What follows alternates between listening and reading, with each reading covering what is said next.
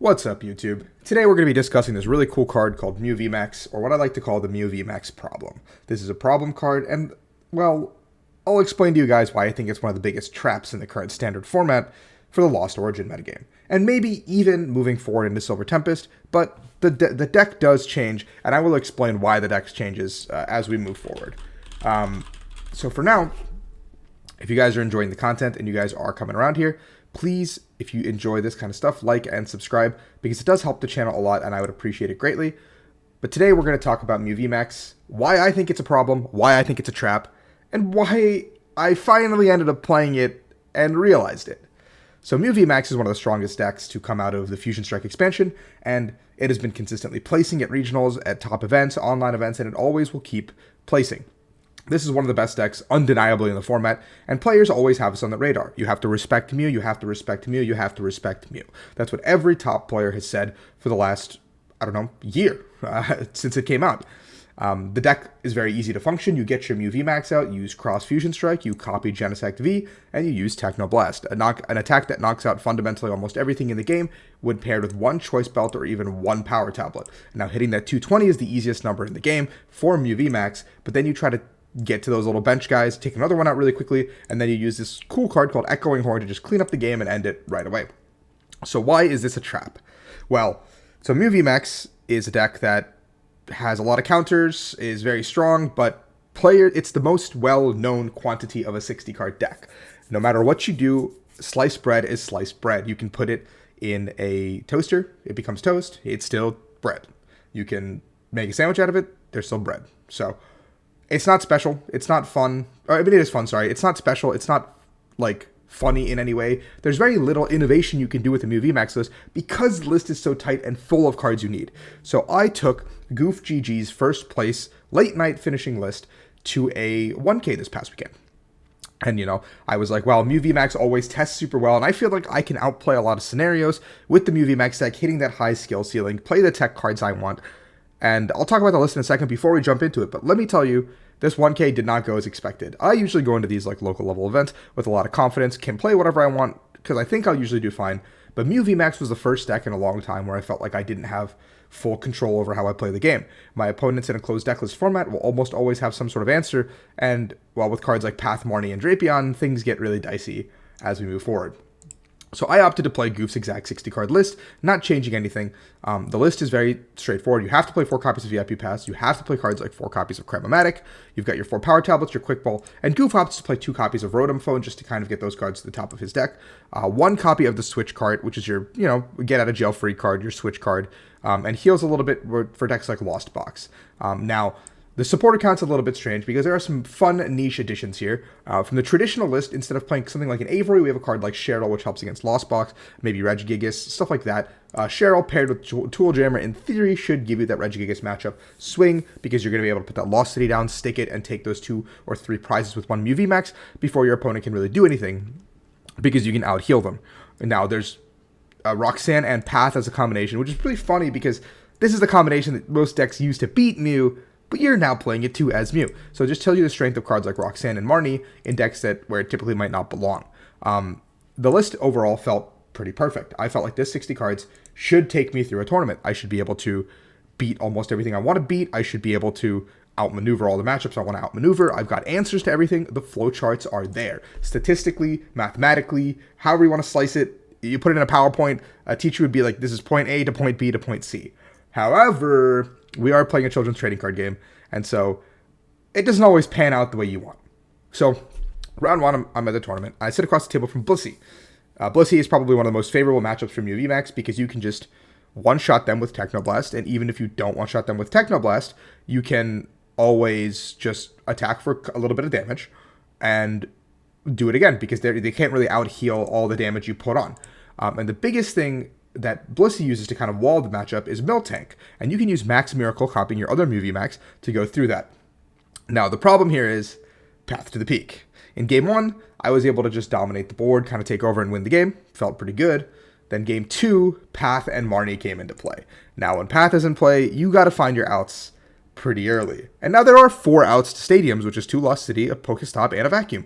But with all these weird tech cards and some of these supporters, you need to find your early turn 1 VIP passes or ball cards, because if you don't do that, you don't get to play the game. You don't get to draw cards. So things didn't really go my way that game, and I lost.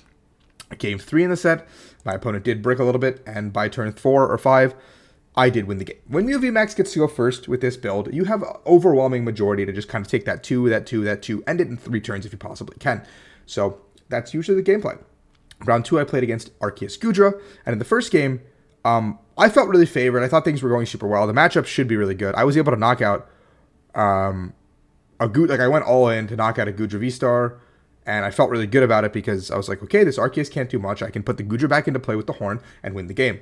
My opponent dropped this really cool guy called Drapion V, which one-shots Mew Vmax. And now, it's normally not that big of a problem, but I had a Mew Vmax that had already taken damage from an Arceus, and I had used a new Mew Vmax to knock out this Gudra.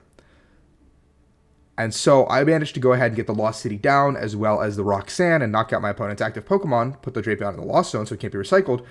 But my opponent did find the boss's orders and clean up the game on my Mew Vmax that was already damaged.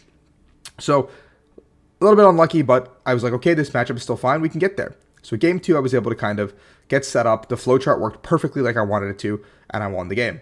In the third game, my opponent opened Drapion, which, it's really weird as a Mew player, because you already know no matter what you do, something is getting knocked out.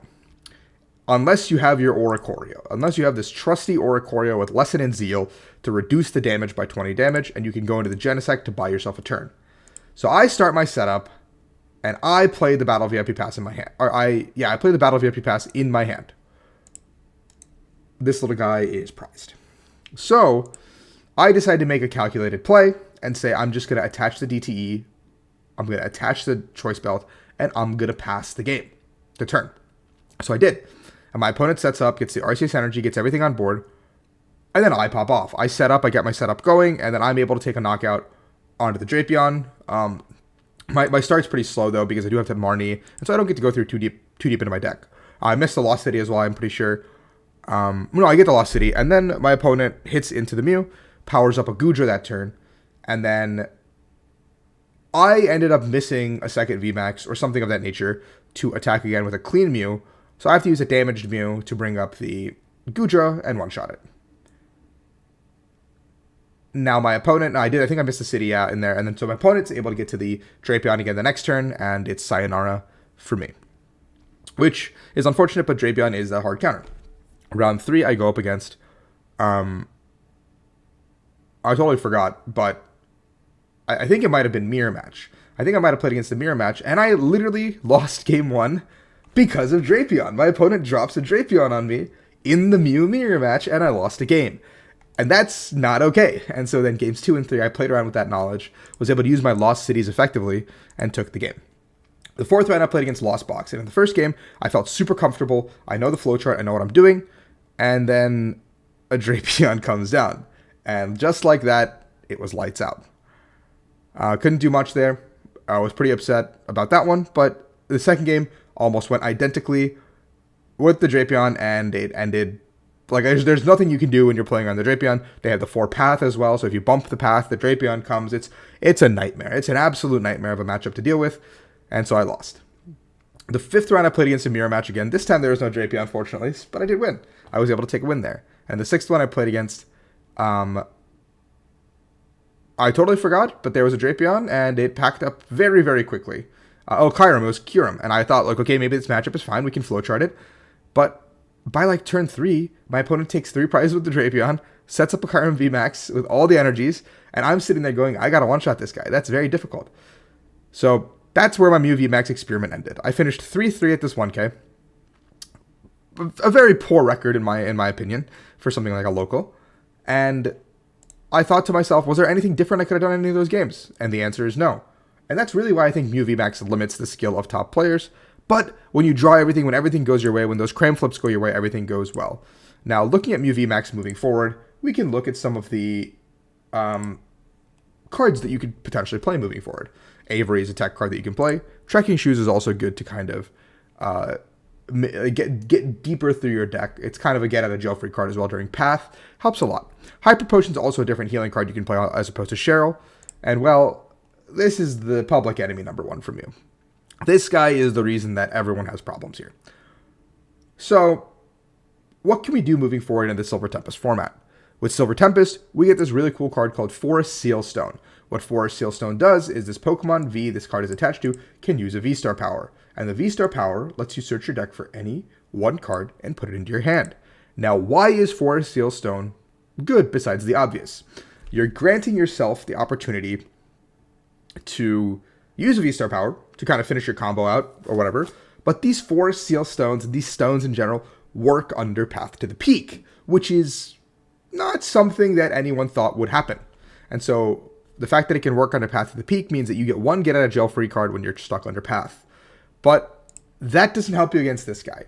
What does help you against this guy is playing the Alessa's Sparkle version of Mew Vmax, which we have not seen in a really long time. But I don't know where I can find this, but if Andre Chiasson played at the World Championships last time, you can see this Meloetta version where players basically are able to go into this Meloetta, get the combo off, and get the one shot on turn 1. But if you get the Forest Seal Stone, you're less likely to miss the combo on turn 1 now, and you become one of the most powerful decks on turn 1. Adding Pokemon catchers as well into a deck like this means that you can go deeper, do a lot more damage, and you can play less copies of cards like Alessa. You can play less copies of cards like Boss. You can just be as greedy as you want with this list because of a card like Forest Seal Stone.